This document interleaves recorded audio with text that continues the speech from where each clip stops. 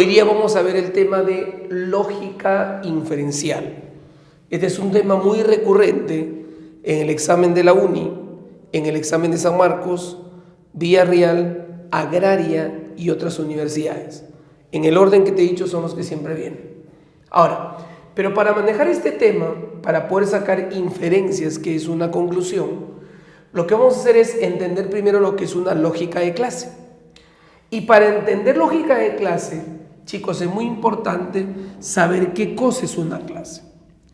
Una clase es aquel que reúne, agrupa, colecciona elementos que tienen al menos una característica en común. Por ejemplo, hay una clase que se llama la clase los filósofos, una clase las cantantes, una clase los taxistas, una clase las plantas. Los filósofos, las cantantes, los taxistas, las plantas. Son clases. Ahora, cada una de estas clases tiene su complemento. ¿Qué es el complemento, profesor? El complemento es lo que le falta a la clase para hacer el universo. Quiere decir que la clase, sumada al complemento, lo que vas a obtener, ¿qué cosa es?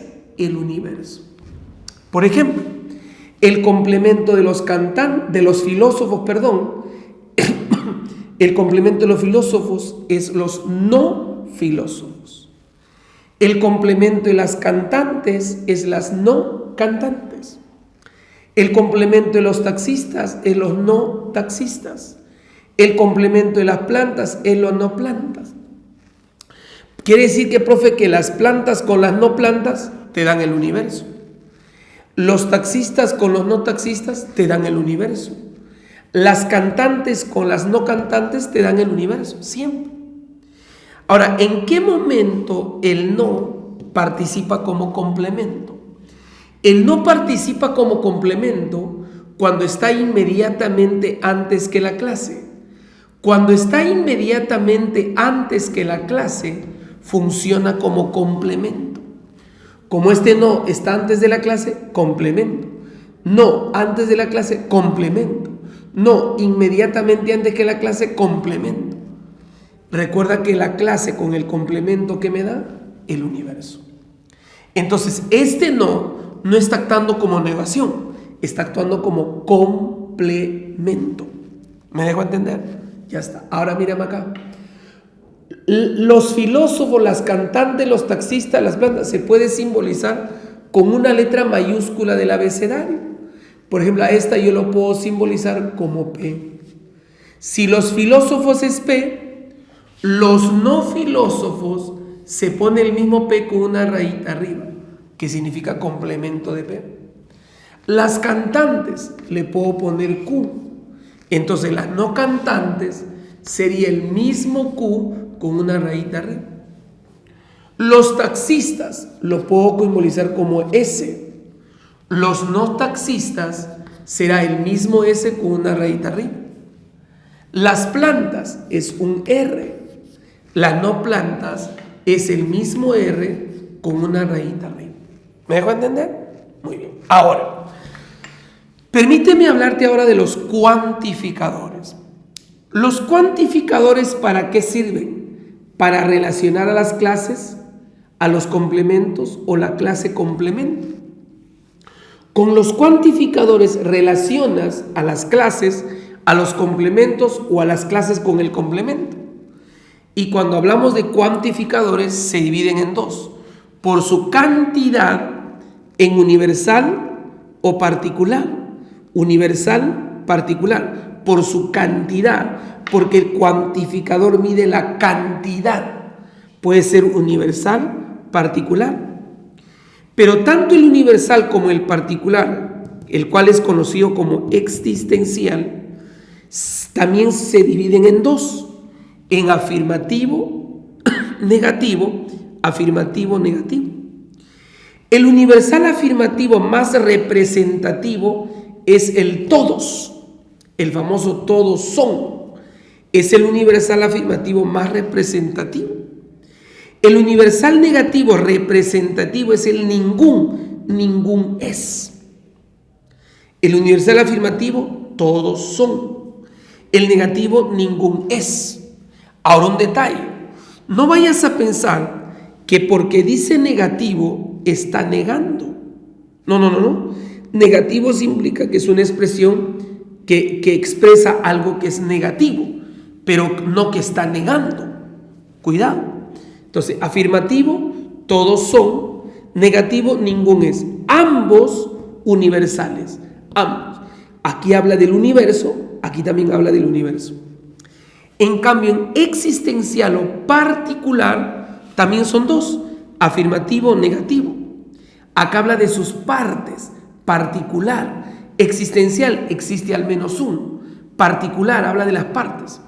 Afirmativo, algunos son. Afirmativo, algunos son. Negativo, algunos no son. Y esta es la segunda función del no. Mira, este no hace que él sea existencial negativo o particular negativo. Porque si no estaría este no, se convierte en afirmativo. Pero al poner el no, se hace negativo.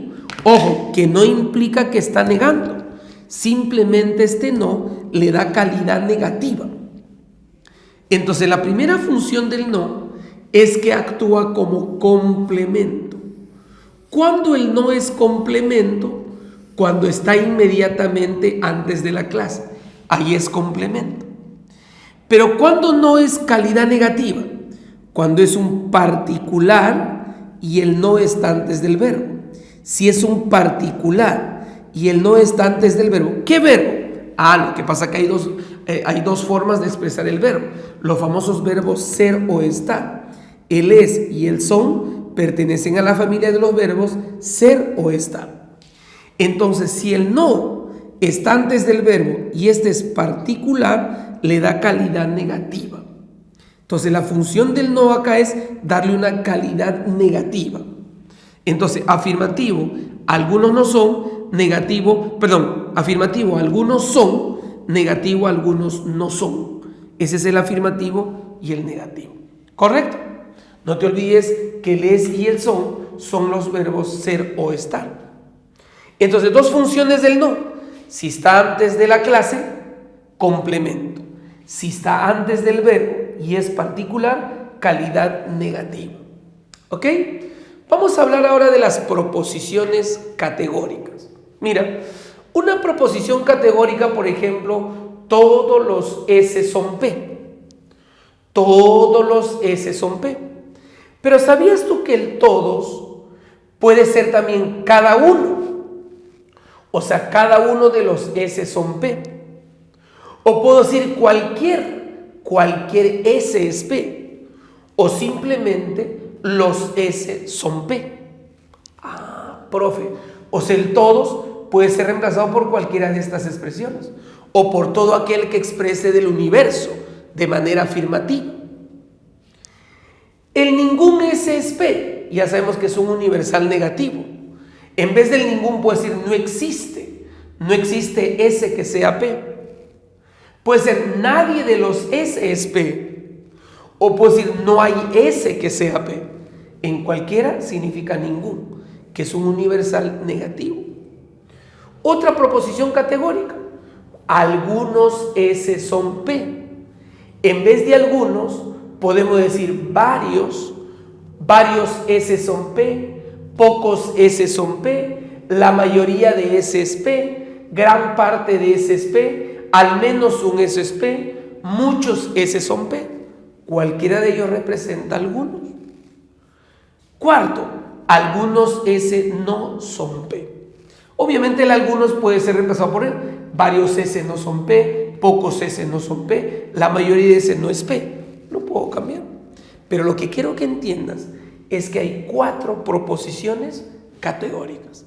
En base a esas 4 se mueve todo este tema. En base a estas 4 proposiciones se mueve este tema. Ahora déjame decirte algo. Estas proposiciones se pueden graficar. Por eso vamos a ver ahora la gráfica de proposiciones. Para graficar proposiciones se debe tener en cuenta. ¿Qué cosa debo tener en cuenta? lo siguiente. Cuando tú agarras y dibujas y sombreas, es porque estás seguro que no existe elementos. Cuando tú graficas y te das cuenta que en esta zona no hay elementos, lo que tienes que hacer es sombrear. Porque cuando tú sombreas, estás diciendo que no existe elementos. Profe, pero ¿cuándo puedo decir que no existe? ¿Sabes cuándo decimos que no existe? Cuando está contradiciendo a la proposición.